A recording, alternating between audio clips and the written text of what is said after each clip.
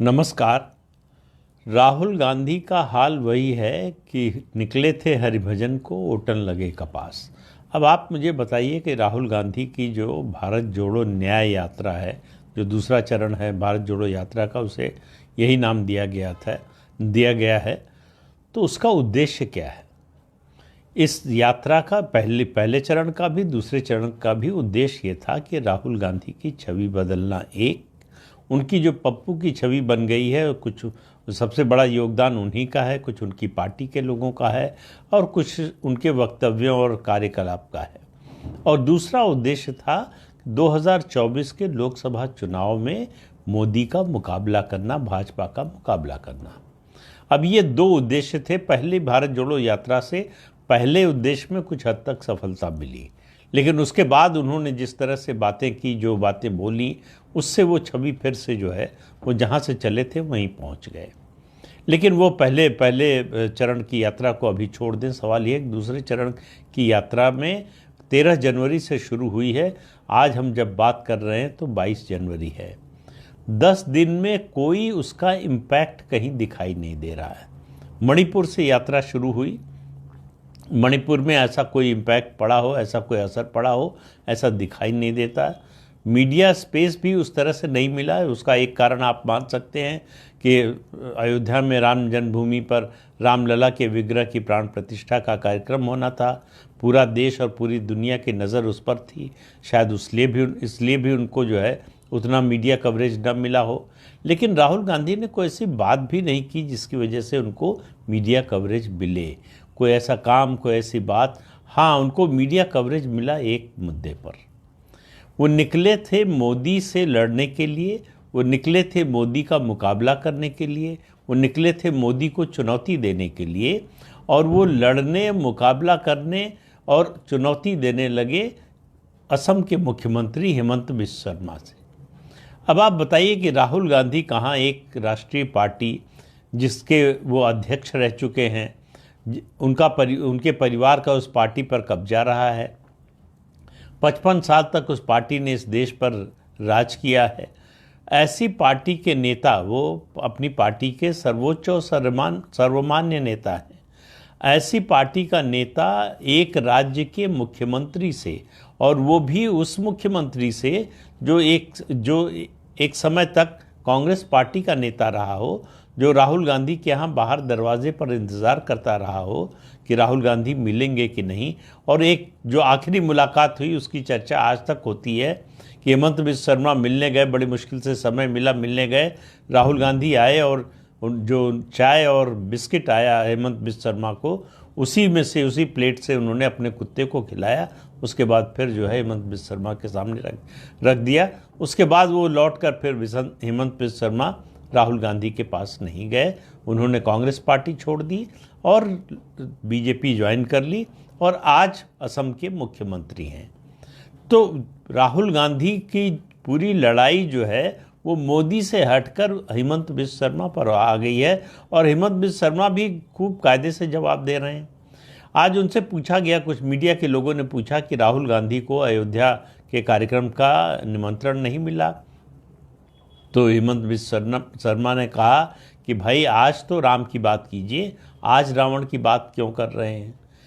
आपको मालूम है कि कांग्रेस के 3 नेताओं को इस कार्यक्रम का निमंत्रण गया था। सोनिया गांधी को यूपीए के चेयरपर्सन के नाते, उसके अलावा मल्लिकार्जुन खड़गे को जो राष्ट्रीय अध्यक्ष हैं और राज्यसभा में कांग्रेस पार्टी के नेता भी हैं, प्रतिपक्ष के भी नेता हैं, और तीसरा इनवाइट गया था अधीर रंजन चौधरी को जो लोकसभा में कांग्रेस पार्टी के नेता हैं। तो तीनों को गया था, तीनों ने जाने से मना कर दिया।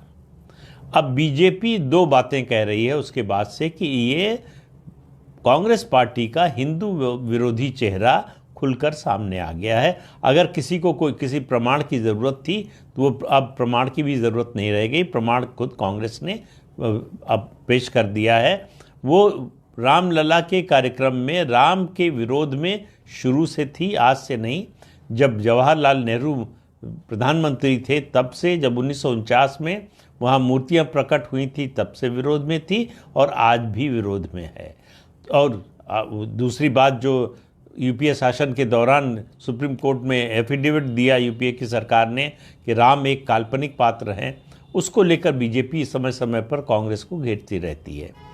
तो ये इन तीन लोगों ने जाने से मना कर दिया। राहुल गांधी ने कहा कि कांग्रेस पार्टी और उसके नेता, और अपने लिए कहा कि ऐसे किसी कार्यक्रम में नहीं जा सकते जो प्रधानमंत्री नरेंद्र मोदी के इर्द गिर्द हो। कांग्रेस का आरोप है कि भारतीय जनता पार्टी ने और प्रधानमंत्री ने इस पूरे कार्यक्रम को राजनीतिक कार्यक्रम बना दिया है। अब उनके आरोप की बात अपनी जगह पर है, लेकिन ये कार्यक्रम पूरी तरह से धार्मिक था। इस धार्मिक आयोजन में, इस सांस्कृतिक आयोजन में प्रधानमंत्री नरेंद्र मोदी का आज जो भाषण हुआ उसमें उन्होंने राजनीति की कोई बात नहीं की।